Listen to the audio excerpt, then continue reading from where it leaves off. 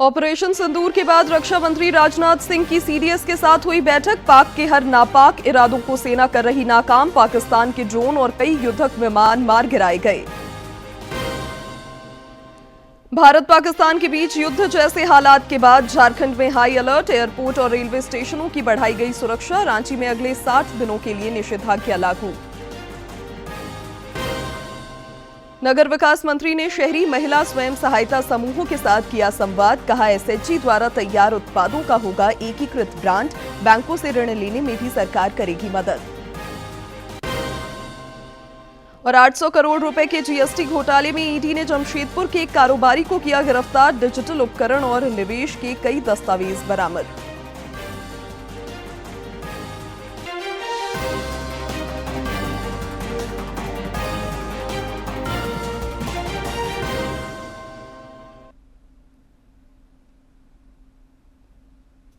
नमस्कार, प्रादेशिक समाचार में आपका स्वागत है। मैं हूं शिवानी कुमारी और अब समाचार विस्तार से। ऑपरेशन सिंदूर के बाद रक्षा मंत्री राजनाथ सिंह ने पाकिस्तान की ओर से भारत में हो रहे हमलों के बीच चीफ ऑफ डिफेंस स्टाफ के साथ महत्वपूर्ण बैठक की। इस दौरान उन्होंने सीडीएस के साथ आगे की रणनीति पर विचार विमर्श किया।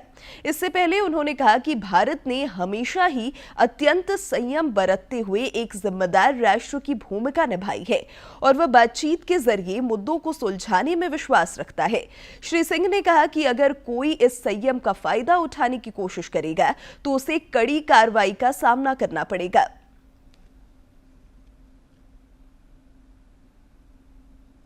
भारत ने सीमावर्ती इलाकों में पाकिस्तान द्वारा रह रहकर किए जा रहे नापाक हरकतों को नाकाम किया है। सीमा सुरक्षा बल बीएसएफ ने सीमा पर घुसपैठ की कोशिश कर रहे 7 आतंकियों को मार गिराया है। वहीं भारतीय सेना ने पाकिस्तान की ओर से की गई सीज फायर उल्लंघन का मुकम्मल जवाब दिया है। सूत्रों से मिली जानकारी के अनुसार भारत ने पाकिस्तान के 15 भारतीय सैन्य ठिकानों पर हमले की कोशिश को नाकाम किया है।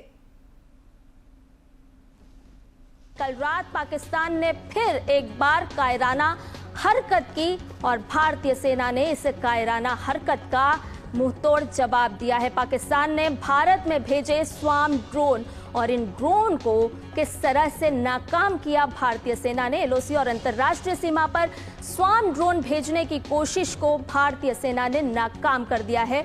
और आपको बताएं कि भारत ने 50 से ज्यादा ड्रोन मार गिराए हैं, यानी कि जमींदोज कर दिए, नेस्त नाबूद कर दिए। उधमपुर, सांबा, जम्मू, अखनूर, नगरोटा ये ऐसी जगह है जहां पर भारतीय सेना की तरफ से लगातार एक्शन लिया जा रहा है। पठानकोट में भी भारतीय सेना ने कई ड्रोन नष्ट किए हैं। चंडीगढ़ में बज रहा है सायरन। एयरफोर्स स्टेशन ने जारी कर दी है चेतावनी। आपको बता दें, पाकिस्तान की हर नापाक हरकत पर भारतीय सेना की नजर है। संभावित खतरे के मद्देनजर हवाई हमले किए जा सकते हैं, ये खबर आई है और ऐसे में सायरन बजे हैं। लोगों को एहतियातन तौर पर घर में रहने और बालकनी से दूर रहने की सलाह दी गई है। एयरफोर्स स्टेशन है पास में, ऐसे में ड्रोन हमला हो सकता है। पाकिस्तान के नापाक हरकत का सच एक बार फिर सामने आया है। भारतीय सेना की ओर से एक वीडियो जारी किया गया है और बताया गया है कि किस तरह से एलओसी पर पाक की ओर से संघर्ष विराम का उल्लंघन किया गया है। काम कर रही है पाकिस्तान को लगातार मुंहतोड़ जवाब दिया जा रहा है। पश्चिमी सीमा पर ड्रोन और मिसाइल का उपयोग हुआ था। एलओसी पर पाक की ओर से संघर्ष विराम का उल्लंघन भी किया गया। तो एक वीडियो भारतीय सेना की तरफ से जारी किया गया। एक बड़ी खबर आपको बता रहे हैं, भारतीय सेना ने ड्रोन हमलों का नाकाम किस तरह से किया और हर उस नापाक कोशिशों को किस तरह से मुंहतोड़ जवाब भारतीय सेना की तरफ से दिया जा रहा है। आपको बता रहे हैं, एक वीडियो भारतीय सेना की तरफ से जारी किया गया और इस वीडियो में बताया गया कि किस तरह से एलओसी पर उल्लंघन किया गया और किस तरह से पाक ने नापाक इरादों के साथ भारत पर हमला बोला। 8 और 9 मई की मध्यरात्रि का वीडियो भारतीय सेना की तरफ से जारी किया गया है। ऑपरेशन सिंदूर के बाद आतंकी और उनके आका सकते में हैं। आतंकियों के जनाजे में पाक सेना के अधिकारी शामिल हुए, जिसमें उनकी हमदर्दी साफ देखने को मिली और उनका चेहरा भी बेनकाब हो गया।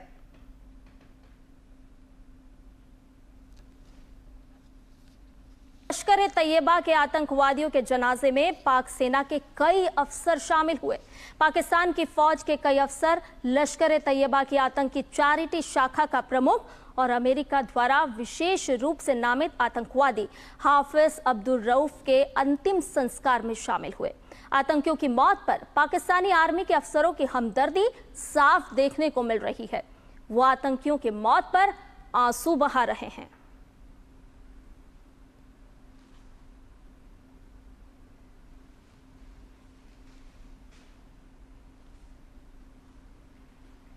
तो पूरी दुनिया के सामने बेनकाब है पाकिस्तान, किस तरह से आतंक को पालता है और कहता है कि हम आतंक को पोषित नहीं करते। लेकिन आज ये तस्वीरें साफ तौर पर बता रही है कि जिस तरह से आतंकियों के जनाजे पर आंसू बहाए जा रहे हैं, तो आतंक को पालने का काम कौन सा देश कर रहा है और कौन सा देश ये हिमाकत कर रहा है कि भारत की तरफ आंख उठा के देखा जाए। लेकिन करारा जवाब भी लगातार मिल रहा है।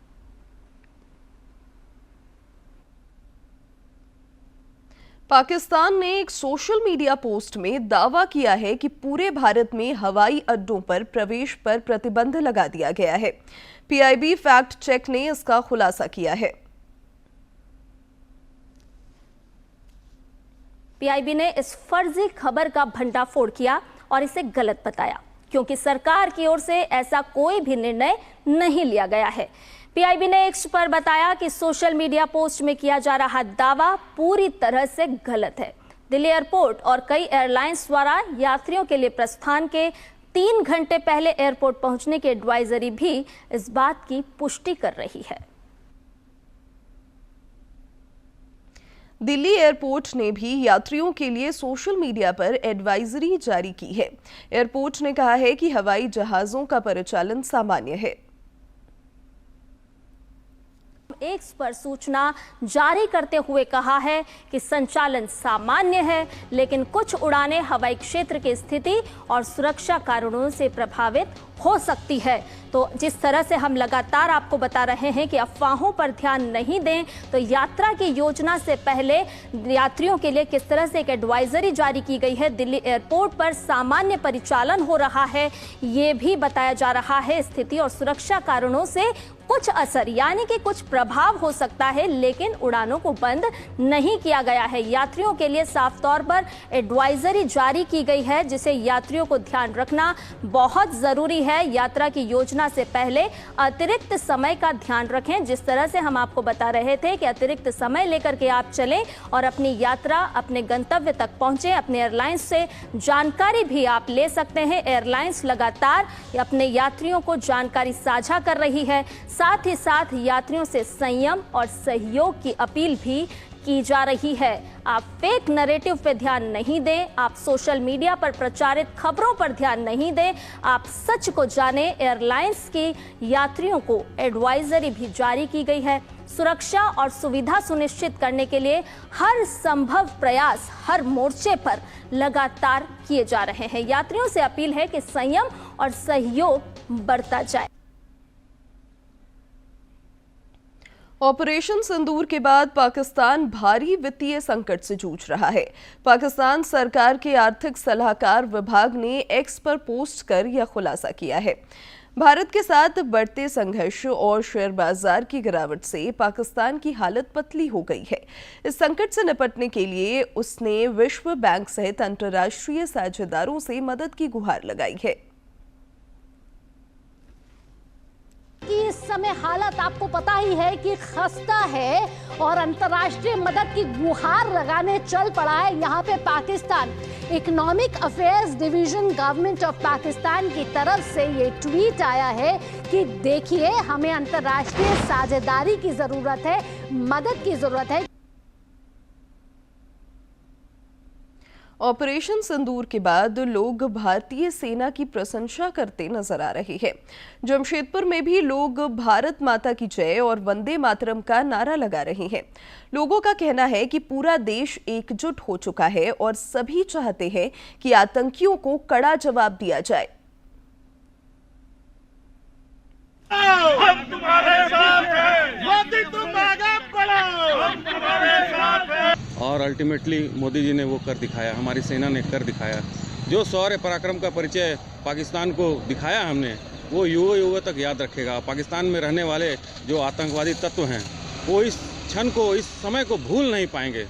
वो कायनात जो बोलते हैं ना, कायनात के समय तक याद रखेंगे। मोदी को इसमें बहुत बधाई देता हूँ मैं मोदी को, और मोदी को देश के लिए बहुत ही अच्छा काम कर रहे हैं। आने वाला दिन बहुत ही भारत के लिए मजबूती और पूरा विश्व गुरु बनेंगे मोदी जी। पहले पाकिस्तान जो इंडिया को दे रहा था, मिसाइल सब फेंक रहा था, मोदी जी ने वेट किया, उसके बाद 12 बजे जो मिसाइल दिया, पाकिस्तान की ऐसी तैसी हो गई। तरह से रोष था भारतवासियों में, और जिस तरह का उम्मीद था मोदी जी से सभी भारतवासियों को, मोदी जी उस पर पूरे खरे उतरे हैं। और अब मोदी जी को चाहिए कि इस आतंकवाद को पूरे जड़ से ख़त्म कर दें। भारत और पाकिस्तान के बीच युद्ध जैसे हालात के बीच झारखंड में भी विशेष सतर्कता बरती जा रही है। रांची में एयरपोर्ट और रेलवे स्टेशनों की सुरक्षा बढ़ा दी गई है। एयरपोर्ट पर सुरक्षा के लिए स्निफर डॉग का भी इस्तेमाल किया जा रहा है और संदिग्धों पर कड़ी नजर रखी जा रही है। रेलवे स्टेशनों पर जीआरपी और आरपीएफ दोनों अलर्ट मोड में है।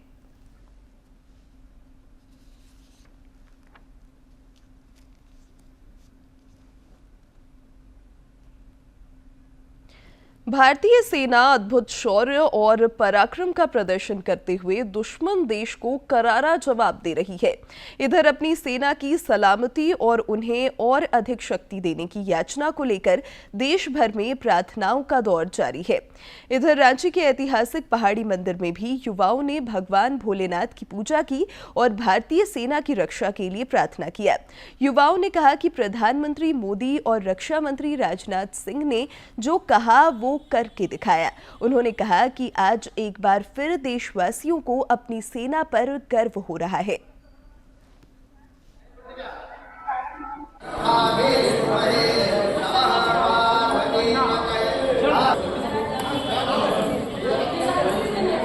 तीन 365 दिन तो अपने लिए पूजा करते हैं। आज हम लोग तीनों सेना के लिए पूजा करने आए ताकि उन्हें और भी शक्ति पहाड़ी बाबा उनको दे। मैं अपने भारतीय सेना को कहना चाहूंगी, तीनों सेनाओं के लिए आज हम लोगों ने यहाँ पूजा अर्चना की है और अपने लिए तो हम लोग करते ही हैं, उनके लिए किए हैं। पूरा भारत, पूरा देश मोदी जी आपके साथ है।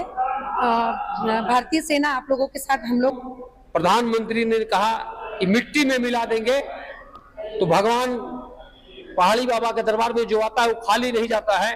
इसलिए बाबा से विनती कर रहे हैं कि ऐसे दुश्मनों को मिट्टी में मिलाना होगा ताकि पूरा वर्ल्ड के जो भारत के जो दुश्मन देश है उसे पता चल जाए कि भारत आज के दिन में कितना शक्तिशाली है।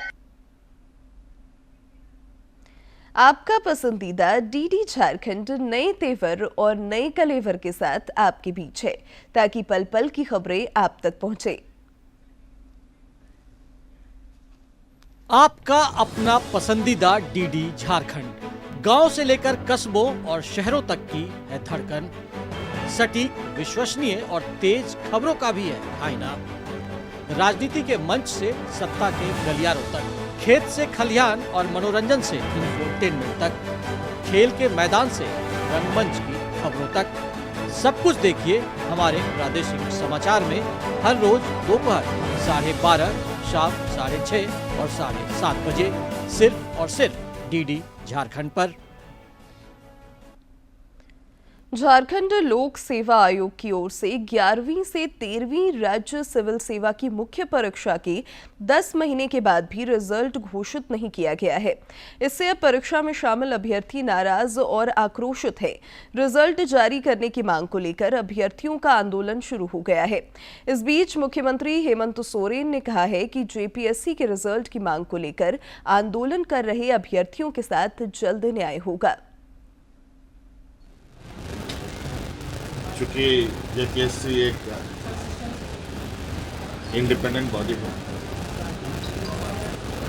बहुत ज़्यादा हस्तक्षेप हम राज्य सरकार का या हम लोगों का नहीं होता है। और जरूर इस विषय पर बच्चों के संवेदनाओं के साथ हम चाहेंगे कि इस समस्या का जल्द से जल्द निकाल। प्रदेश भाजपा अध्यक्ष बाबूलाल मरांडी ने श्यामा प्रसाद मुखर्जी विश्वविद्यालय का नाम बदलकर वीर बुधु भगत विश्वविद्यालय करने के राज्य सरकार के फैसले को दुर्भाग्यपूर्ण बताया है। उन्होंने सोशल मीडिया पोस्ट में कहा है कि राज्य सरकार से इस फैसले को तत्काल वापस लेने और वीर बुधु भगत के नाम पर नया विश्वविद्यालय स्थापित करने की मांग की है। उन्होंने कहा है कि राज्य सरकार का यह निर्णय न तो श्यामा प्रसाद मुखर्जी के सम्मान में है और न ही महान स्वतंत्रता सेनानी वीर बुधु भगत के योगदान को उचित सम्मान देता है। कृषि मंत्री शिल्पी नेहा तिर्की ने लापूंग प्रखंड में स्कूल भवन निर्माण का शिलान्यास किया। लापूंग प्रखंड के 3 सरकारी स्कूलों में 1,17,82,000 की लागत से भवन का निर्माण होगा। इस मौके पर मंत्री ने कहा कि बाबा साहेब भीमराव अंबेडकर ने कहा है कि शिक्षित समाज से ही विकसित समाज की परिकल्पना संभव है। इसलिए साक्षरता का दर कैसे बढ़े, इस ओर समाज और हर एक परिवार को कदम बढ़ाने की आवश्यकता है।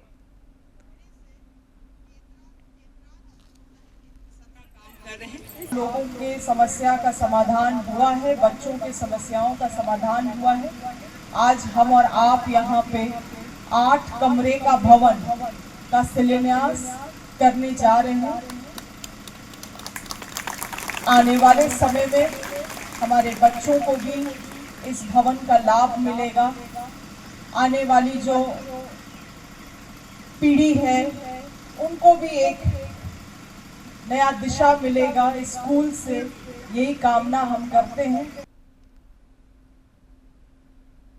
नगर विकास मंत्री सुदिव्य कुमार ने कहा है कि राज्य सरकार महिलाओं को सशक्त और आत्मनिर्भर बनाने के लिए प्रतिबद्ध है। उन्होंने कहा है कि महिला स्वयं सहायता समूहों द्वारा तैयार उत्पादों को एकीकृत ब्रांड के तहत बाजार में उतारा जाएगा। श्री कुमार हजारीबाग में राज्य स्तरीय शहरी महिला स्वयं सहायता समूह की परिचर्चा में बोल रहे थे। उन्होंने कहा कि महिलाओं के उत्पादों की बिक्री के लिए ऑनलाइन और ऑफलाइन मार्केट प्लेस की व्यवस्था की जाएगी। श्री कुमार ने कहा कि बैंकों के साथ समन्वय स्थापित कर क्रेडिट लिंकेज में आ रही चुनौतियों को दूर किया जाएगा और यह सुनिश्चित किया जाएगा कि अधिक से अधिक समूह इस योजना से लाभान्वित हो सके। अगर एक विभागीय मंत्री इस मामले में इतनी संजीदगी के साथ आपकी बातों को सुनने के लिए आया है तो निश्चित रूप से हमारा विभाग भी पूरी संजीदगी के साथ एनयूएलएम की महिलाओं की हर उस परेशानी को दूर करने का प्रयास करेगा जो वास्तव में संभव है। स्वास्थ्य मंत्री इरफान अंसारी ने कहा है कि सभी छोटे बड़े अस्पतालों में सीसीटीवी कैमरे लगाए जाएंगे। उन्होंने राज्य में पत्रकारों से बातचीत में बताया कि बेहतर कार्य करने वाले स्वास्थ्य कर्मियों को सम्मानित भी किया जाएगा। पत्रकारों के एक सवाल के जवाब में स्वास्थ्य मंत्री ने कहा कि जमशेदपुर के एमजीएम अस्पताल की घटना की जांच होगी और दोषियों पर कड़ी कार्रवाई होगी। खास करके जिस तरह से एमजीएम जमशेदपुर सबसे पहले आप देखे होंगे कि जमशेदपुर में एमजीएम जो बिल्डिंग गिरा तो 1 हफ्ते तक का मैंने समय दिया है और हमें लगता है 2-3 दिन बचा हुआ है। मैं खुद जमशेदपुर जाऊंगा।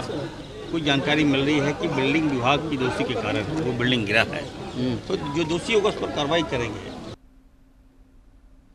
प्रधानमंत्री आवास योजना ने सफलता के 9 वर्ष पूरे कर लिए हैं।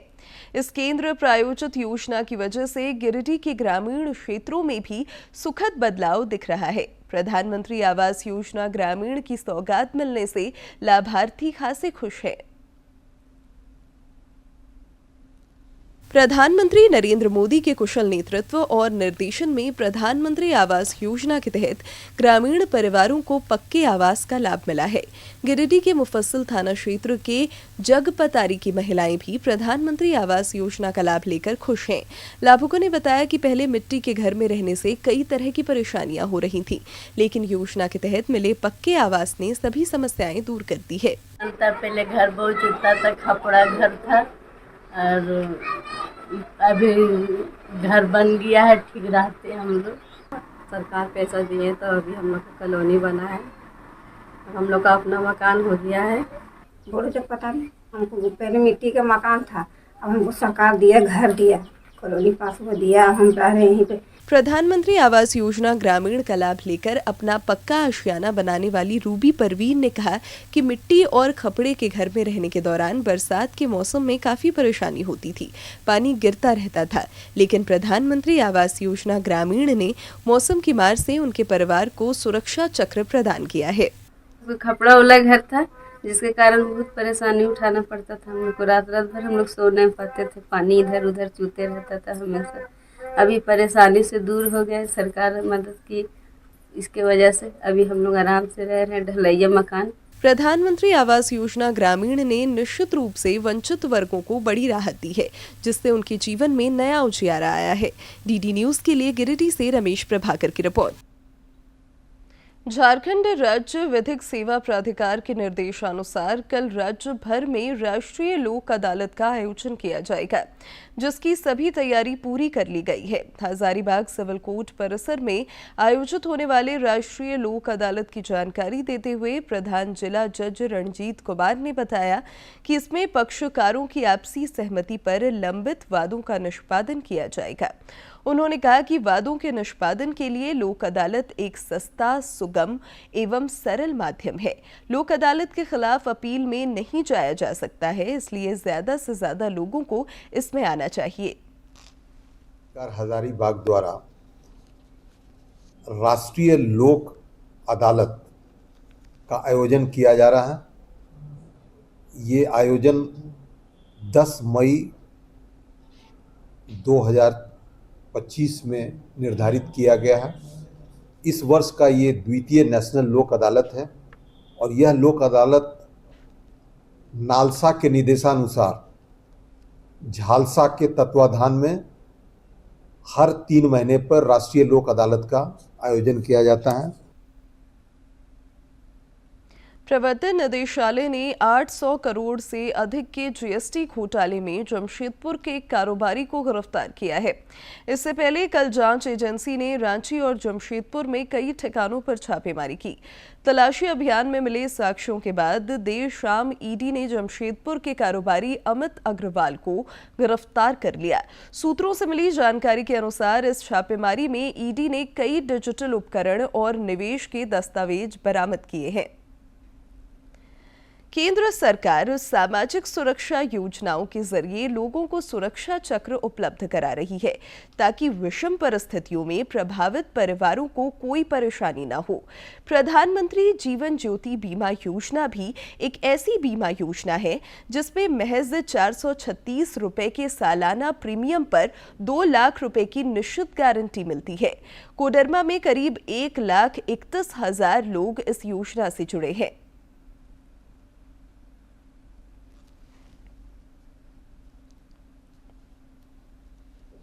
घटना दुर्घटना, जिंदगी मौत किसी के बस में नहीं है, ये सभी जानते हैं। और कुछ हो जाए तब तो पूरा परिवार अनिश्चितताओं में डूब जाता है। ऐसे समय के लिए ही लोग जीवन बीमा का सहारा लेते हैं, ताकि परिवार को किसी तरह की तकलीफ ना हो। प्रधानमंत्री नरेंद्र मोदी के द्वारा 9 मई वर्ष 2015 से शुरू किए गए प्रधानमंत्री जीवन ज्योति बीमा योजना सबसे कम प्रीमियम में 2 लाख रुपए की निश्चित गारंटी देने वाला सबसे भरोसेमंद बीमा योजना है। इसके तहत पंजीकृत लोग यह मानते हैं कि गरीबों के लिए पीएम मोदी का यह सबसे बड़ा उपहार है। जीवन ज्योति योजना प्रधानमंत्री का गरीबों के प्रति स्नेह को देखते हुए शानदार उपहार है। जीवन रक्षक है। नॉर्मल डेथ पर भी आपको कम प्रीमियम में आपको लाभ मिल रहा है। 2 लाख रुपया किसी तरह से मृत्यु हो, चाहे दुर्घटना से हो, चाहे ऐसी भी मृत्यु होता है, 2 लाख रुपया आपके अकाउंट में तुरंत तत्काल ट्रांसफर हो जाता है। ये गरीबों के लिए सुनहरा उपहार है प्रधानमंत्री के द्वारा। भारतीय जीवन बीमा निगम के अलावा और भी कई प्राइवेट कंपनियां बीमा बाजार में हैं, लेकिन महज 436 रुपए में 2 लाख रुपए की निश्चित गारंटी देने वाला बीमा किसी कंपनी के पास नहीं है। जीवन ज्योति जो बीमा है बहुत ही लाभकारी योजना है, लेकिन बहुत लोग इससे आम आवाम नहीं ले पा रहे हैं। लेकिन मैं लोगों से अपील करूंगा कि ऐसी योजना में सभी को इस बीमा को करानी चाहिए। 436 रुपये का ये बीमा है, ये बहुत आराम का बीमा है और कोई भी व्यक्ति इसका हर घर का हर सदस्य भी ले सकता है इसको। बैंक खाता के जरिए प्रधानमंत्री जीवन ज्योति बीमा योजना का लाभ लिया जा सकता है। इसके अलावा रुपे कार्ड के तहत भी आप बीमा योजना का लाभ ले सकते हैं। जिले के अग्रणी शाखा प्रबंधक निवास कुमार ने बताया कि दुर्घटना में अगर किसी व्यक्ति की मौत होती है तो उसके आश्रितों को इसका लाभ सिर्फ एक बैंक खाते के तहत मिल सकता है। कोई भी व्यक्ति अगर प्रधानमंत्री सुरक्षा बीमा योजना और प्रधानमंत्री जीवन ज्योति बीमा योजना दोनों का अगर प्रीमियम कट रहा है और किसी व्यक्ति का दुर्घटना में अगर मृत्यु होता है तो दोनों का जो लाभ है दोनों को मिलेगा। मतलब 2 लाख सुरक्षा बीमा योजना का और 2 लाख जीवन ज्योति बीमा योजना का, तो कुल 4 लाख मिलेगा। इंसानी जिंदगी का कोई भरोसा नहीं होता और विपत्ति किसी भी परिवार में आ सकती है। प्रधानमंत्री जीवन ज्योति बीमा योजना आर्थिक रूप से कमजोर परिवारों को सुरक्षित भविष्य की गारंटी देता है, जो उनके दुखों और तकलीफों को जरूर कम कर सकता है। कोडरमा से गजेंद्र की रिपोर्ट।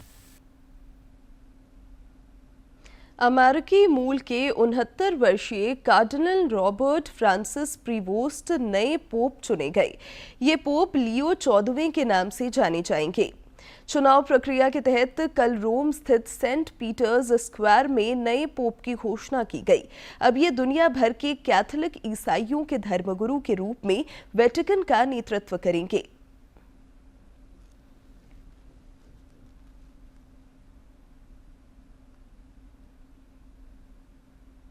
और अब बात मौसम की। राज्य में सूर्य की तपिश फिर लोगों को झुलसाने लगी है और पारा ऊपर की ओर चढ़ रहा है। रांची मौसम विज्ञान केंद्र के वैज्ञानिक अभिषेक आनंद ने बताया है कि तापमान में 4 दिनों के दौरान 3 से 4 डिग्री सेल्सियस तक की वृद्धि की संभावना है। कल से 14 मई तक देवघर, जामताड़ा, दुमका, पाकुड़, गोड्डा और साहिबगंज में लू चलने की आशंका है। वहीं 11 से 14 मई तक इन जिलों के अलावा गिरिडीह में भी लू को लेकर येलो अलर्ट जारी किया गया है। और अब अंत में मुख्य समाचार एक बार फिर।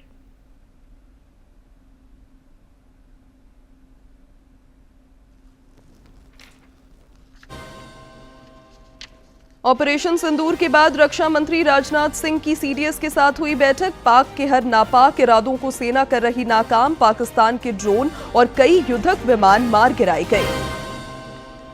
भारत पाकिस्तान के बीच युद्ध जैसे हालात के बाद झारखंड में हाई अलर्ट। एयरपोर्ट और रेलवे स्टेशनों की बढ़ाई गई सुरक्षा। रांची में अगले 60 दिनों के लिए निषेधाज्ञा लागू। नगर विकास मंत्री ने शहरी महिला स्वयं सहायता समूहों के साथ किया संवाद। कहा, एसएचजी द्वारा तैयार उत्पादों का होगा एकीकृत ब्रांड। बैंकों से ऋण लेने में भी सरकार करेगी मदद।